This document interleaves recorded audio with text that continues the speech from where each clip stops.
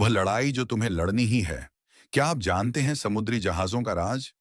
वो हमेशा किनारे से दूर, गहरे पानी में ही सुरक्षित रहते हैं। क्यों? क्योंकि किनारे के पास ही पत्थरों का खतरा होता है। यही सच्चाई हमारे जीवन की भी है। जो इंसान सुविधा के किनारे से चिपक कर रह गया, जो केवल आराम के पानी में तैरता रहा, वह कभी महान नहीं बन पाया। सुनो और समझो ये तीन सच्चाइयां। एक, तूफान ही असली ट्रेनर है।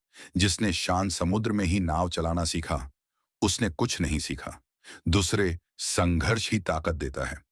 जैसे लोहा आग में तपकर फौलाद बनता है, वैसे ही इंसान मुसीबतों में पककर हीरो बनता है। तीन, अकेलापन सफलता की कीमत है।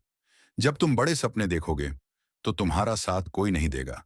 लेकिन जब तुम सफल हो जाओगे, तो पूरी दुनिया तुम्हारा इंतजार कर रही होगी। एक बार दो पत्थरों की कारीगर के हाथों में कटाई हो रही थी।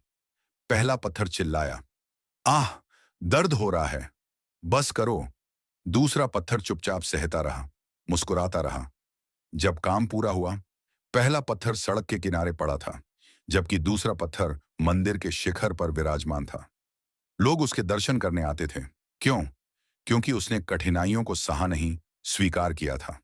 अब तुम्हें एक विकल्प चुनना है।